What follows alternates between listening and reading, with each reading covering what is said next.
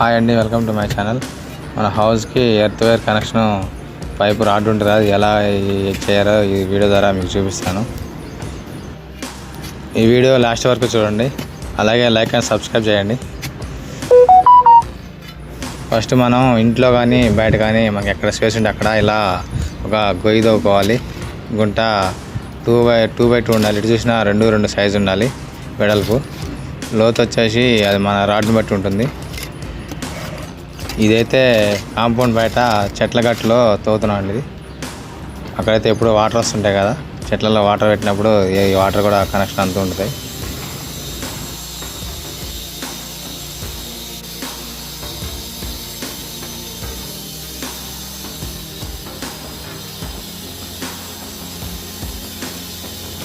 ఇది 4 ఫీట్ల 6 అంగుళాలు తీసాం లోతు.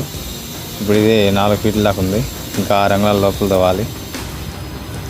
రాడ్ సైజ్ వచ్చి 4.5 ఉంది, అలాగని 4.5 లోతు తీసుకోవాలి.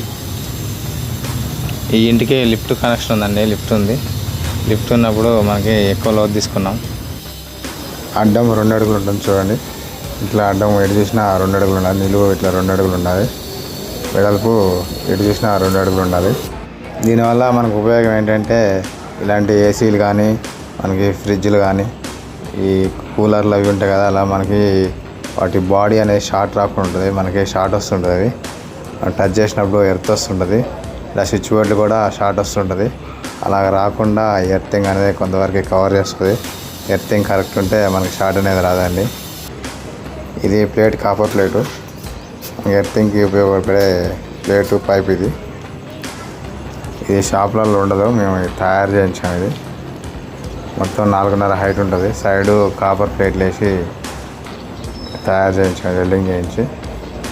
మనకి దీని సైజులు వచ్చేసి షాపులలో 2, 2.5, 3, 3.5 అట్లా ఉంటుంది. 2.5 అడుగులు, 2 అడుగులు, 3 అడుగులు ఉంటుంది. రెడీమేడ్ ఉంటుంది, షాప్లో రెడీ ఉంటాయి. అలా కాకుండా మేము దీన్ని తయారు చేయించాం. చాలా లెంగ్త్ ఎక్కువ ఉంది, పొడవు తయారు చేయించాం. ప్లేట్ కూడా చాలా పెద్దగా ఉంటుంది. ఫస్ట్ దీన్ని ఇలా లోపలికి పెట్టేసేయాలి. ఆ ప్లేటు కిందికి పెట్టాలి, రాగి ప్లేటు కిందికి పెట్టేసి ఇట్లా రాడ్ పైకి పెట్టేయాలి పైపు.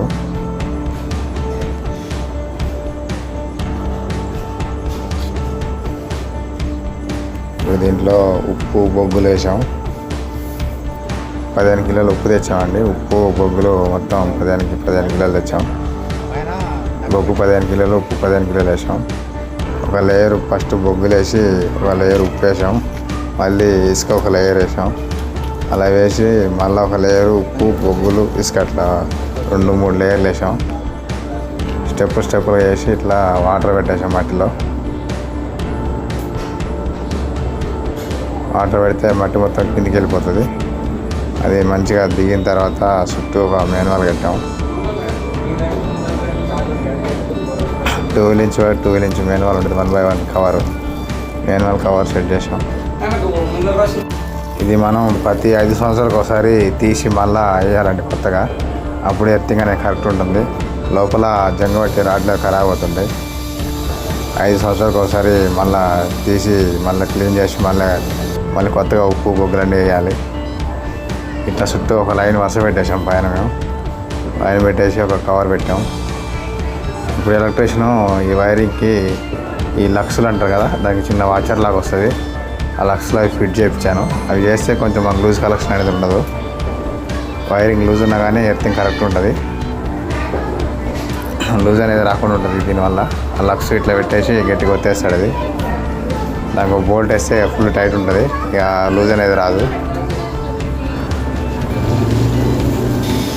ఇది పైన ఇలా కవర్ పెట్టేసి నీట్గా పైన క్యాప్ పెట్టేసాం.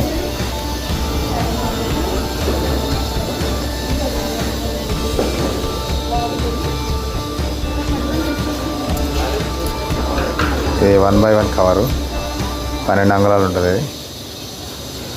Cement cover.